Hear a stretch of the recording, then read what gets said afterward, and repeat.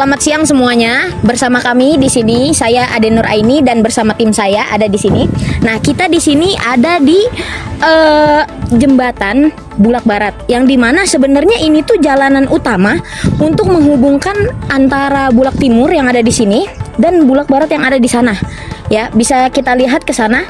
Nah, sebenarnya itu jadi di tengah situ ada jembatannya untuk penghubung ya.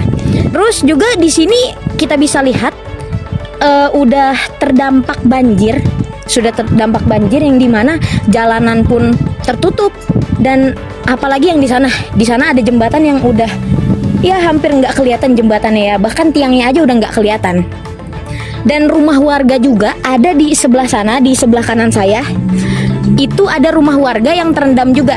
Nah, karena ini banjir jadi mau nggak mau warga itu pindah dan rumahnya digusur.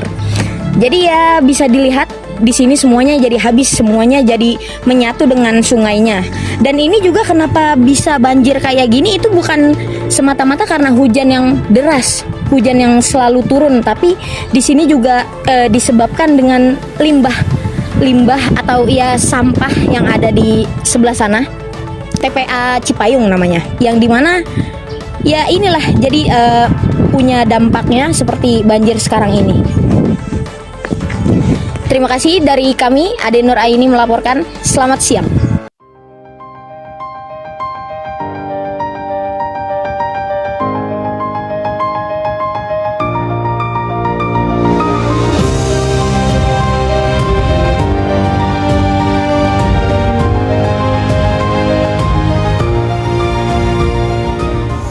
Selamat siang, kembali lagi bersama saya Siti Nurjana dan rekan saya Gana Lela Salwa. Saat ini kita berada di kawasan TPA Cipayung, di mana ini adalah TPA yang sangat berdampak kepada sungai yang tadi kita shoot.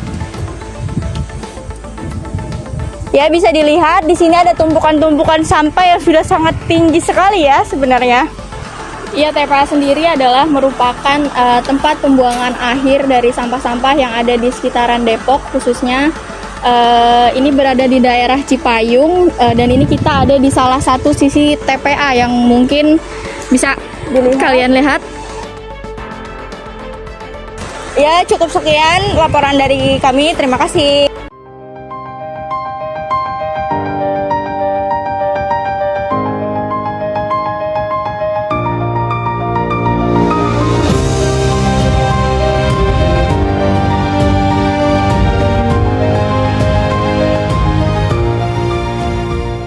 Assalamualaikum warahmatullahi wabarakatuh. Selamat siang, saya Siti Nurjana. Saya Gana Lela Salwa, mahasiswa dari Universitas Indraprasta PGRI, Prodi Pendidikan Biologi. Hadiran kami di sini adalah untuk melakukan wawancara kepada aparat setempat, yaitu dengan Bapak siapa? Saya Pak Hambali, RW 04, Kelurahan Pasir Putih, Kecamatan Sawangan, Kota Depok. Hari ini kita mau wawancara atau bertanya-tanya terkait banjir di lingkungan sekitar sini. Ya.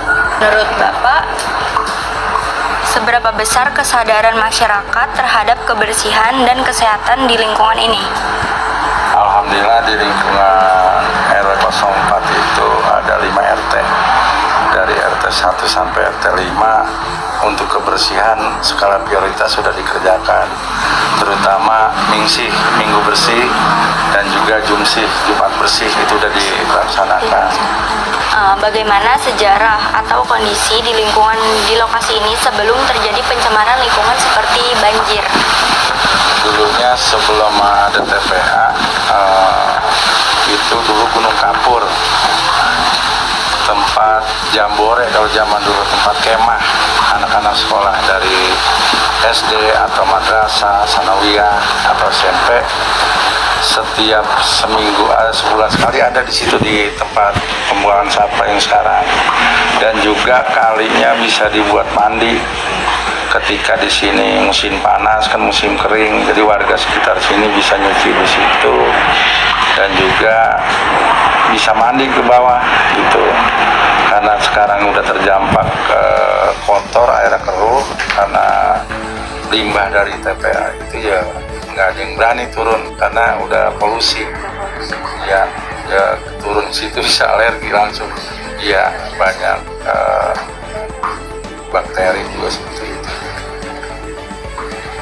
Lalu jenis sampah apa saja yang ada di lokasi ini?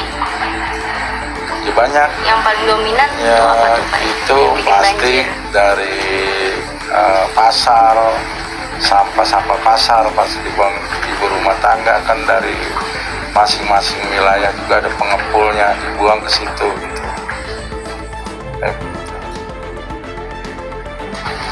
Bagaimana sih Pak respon atau tanggapan dari pihak Bapak nih selaku Ketua RW menanggapi aksi yang masyarakat lakukan untuk menanggulangi banjir? Terutama ya kita protes ke Pemkot Depok. Dari semenjak ada TPA itu Pasir Putih ini paling vokal.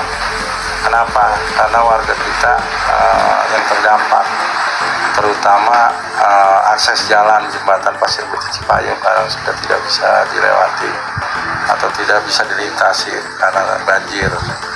Terus yang kedua protes, kita demo sampai ke wali kota waktu itu 2011 kalau nggak salah. Sampai saat ini tetap masih, kalau belum terrealisasi ya masyarakat tetap protes terus sampai ini selesai. Mudah-mudahan wali kota sekarang Bapak Dr. Haji Sofyan Suri ini benar-benar segera Depok ini harus ada perubahan. Begitu.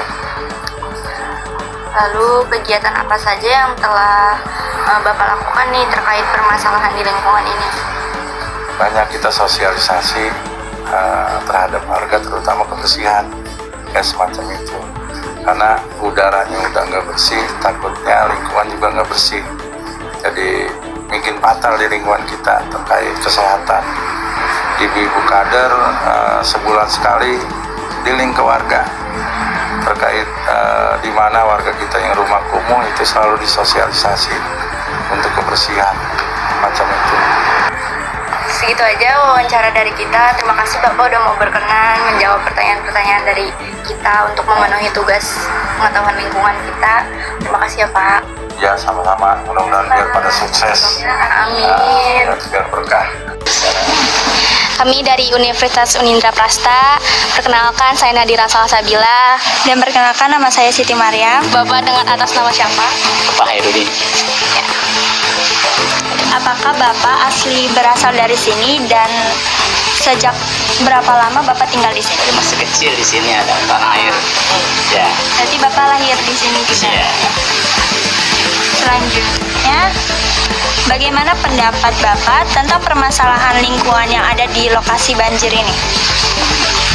Kalau masalah banjir sih intinya ya bukan baru ya. Pada prinsipnya mah dari tahun antara istilahnya 2015 pun udah kejadian membahas dulu istilahnya bahasa pasang surut.